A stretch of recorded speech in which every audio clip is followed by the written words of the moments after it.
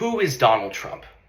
For a man most of us have many thoughts about, we don't often consider who he is as a person. We know he was this real estate dude, and we know he did some TV stuff, but we don't often consider more than that. Well, today, I'm going to walk you through the 45th and 47th president's life, formative experiences, so you can get in his head and understand who he is and why he is this way. Most of the history here comes from Britannica, unless I explicitly state otherwise. Donald John Trump was born on June 14th, 1946, in Queens, New York. He was the fourth of 5 children, and his father, Fred Trump, was a suburban New York real estate magnate. According to the Washington Post, young Donald was an unruly boy who was confident and sometimes a bully. Tired of Donald's antics, his father sent him to the New York Military Academy. Despite this, Donald would go on to avoid fighting in Vietnam due to a medical deferment for bone spurs in his heels. Donald attended Fordham University, and after 2 years, he transferred to the Wharton School at the University of Pennsylvania, where he earned a bachelor's degree in economics. When young Donald was asked about his real estate ambitions, he stood up and he said, "I'm going to be the king of New York real estate." He was known for being a disinterested student who didn't really party and didn't really go out, and he was primarily concerned with leveraging financial deals. This transactional nature is really important in understanding who Donald is. Upon graduation, he worked for his father's company, and in 1974, Trump was sued by the U.S. Justice Department for violating the Fair Housing Act and allegedly discriminating against African Americans and Puerto Ricans. The ordeal ended without Trump ever admitting guilt, but he did commit to advertisements and other outreach to minorities. In his early career, Donald greatly relied on his father. According to a New York Times investigation, his father gave him over $413 million throughout the course of his lifetime. In 1976, Donald purchased the Rodin Commodore Hotel in New York City and transformed it into the luxurious 1,400-room Grand Hyatt Hotel.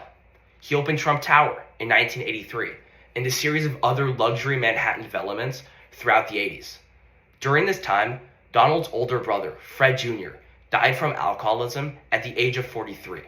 His death reportedly spooked Donald into never drinking again, which shows a bit of nuance to the often brash way we perceive Donald Trump. During his success in the 80s, Trump purchased a yacht called the Trump Princess, and he built this crazy luxurious 128-room mansion in Florida that became known as Mar-a-Lago. Donald was greatly harmed by the 1990s recession and plunged $5 billion into debt. He was forced to sell his yacht.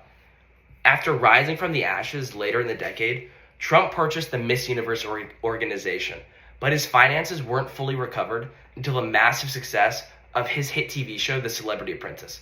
And yes, that is Erica Kirk, Charlie Kirk's widow, in that picture.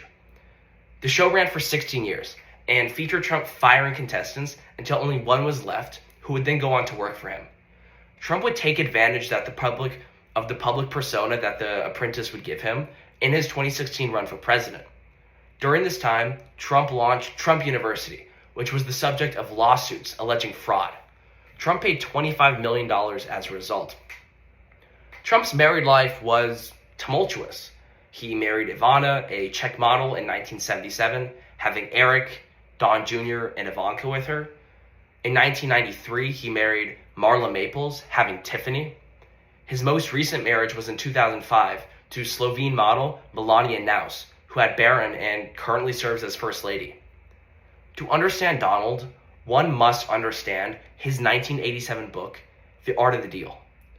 Trump portrays himself as a winner, someone powerful, and someone who's victorious. This is echoed by a personality test conducted by Benedictine College, which determined Trump is ambitious and self-serving, dominant and controlling, and outgoing and gregarious. It is also widely believed that Trump is not a very introspective person and prefers to look toward the future. Whatever you think about Trump, as a person or as a politician, it is undeniable that he's a very unique man whose life is worthy of exploration. Thank you.